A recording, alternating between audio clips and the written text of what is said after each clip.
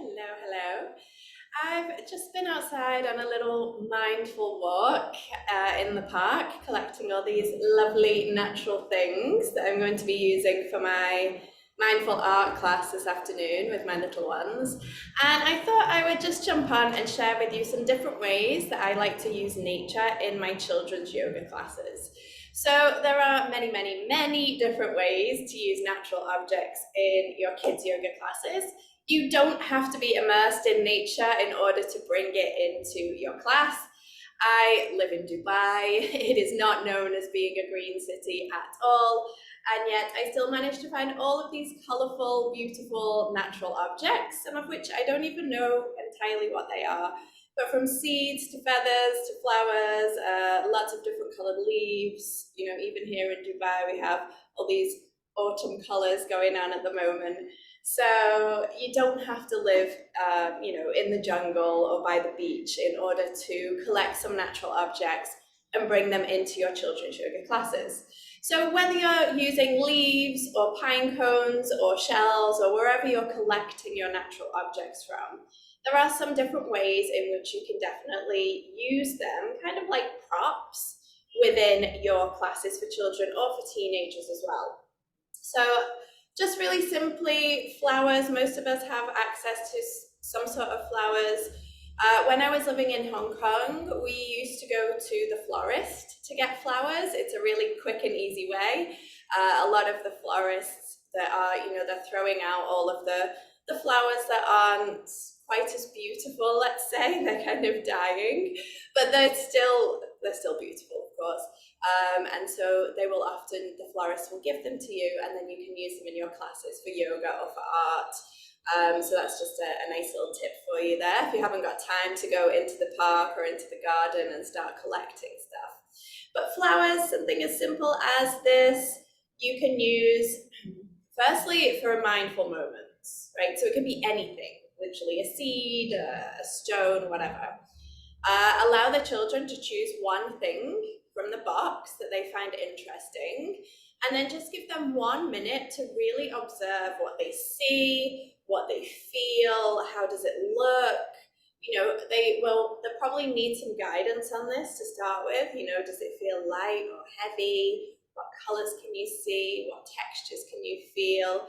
And as they get older, or as you kind of guide this more often, you can then draw their attention to how they feel inside as well. So perhaps even what emotions are coming up or what sensations come up as they take a moment to observe their natural object.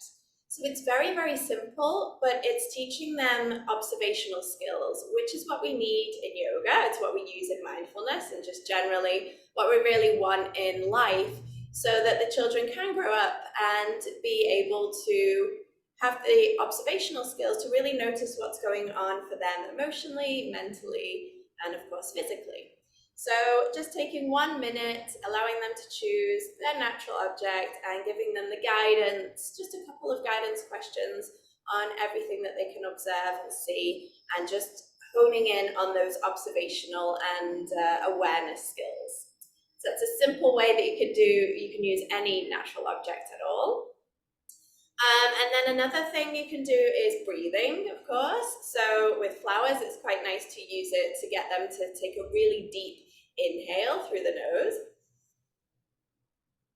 Even if the flower doesn't smell, it still really encourages them to take that deeper inhale. So even just a couple of cleansing breaths can be very beneficial here, whether at the beginning of your class, in the middle, or towards the end of the class when you're cooling them down. So just getting them to inhale, smelling the flower or smelling the natural object really deeply, and then breathing out either through their mouth, as a cleansing breath, or just a slow, steady breath out through the nose. Super simple, but again, it really does help them to take that deeper inhale, which is what we want. We don't want shallow breath. We want them to be aware of their breath, and we want them to take those deeper breaths in, especially those belly breaths.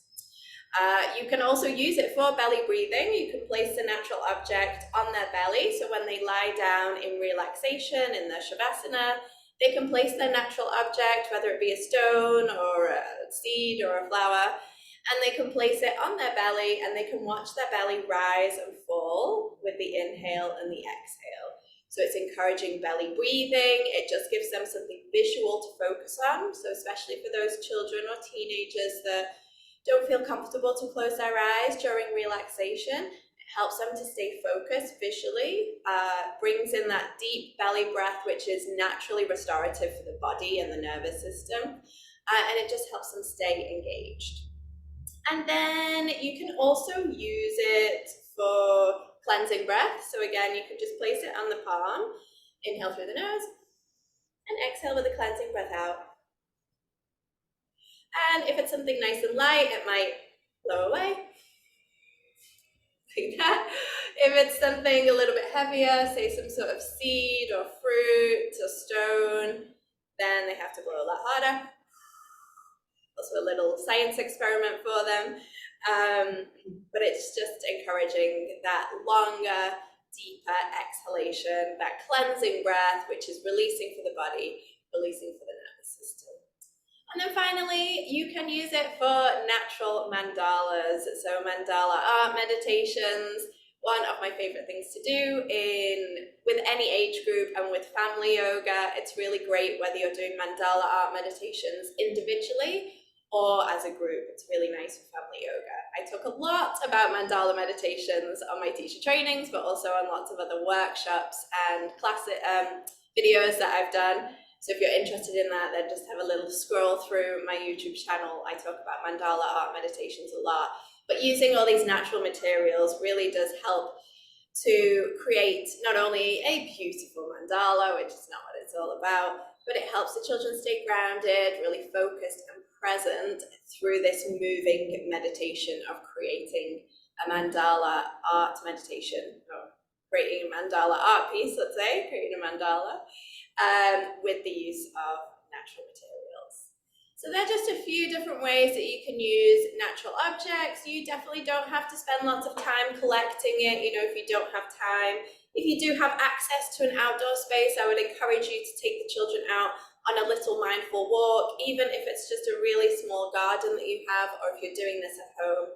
Take them out on a mindful walk, get them to notice what they see, collect their own natural objects, doing it quietly, being very present, being focused on everything that they can observe, and then bring it back into the class or bring it back into your home and just use some of those natural materials for your belly breathing, for your relaxations, for some mindful moments.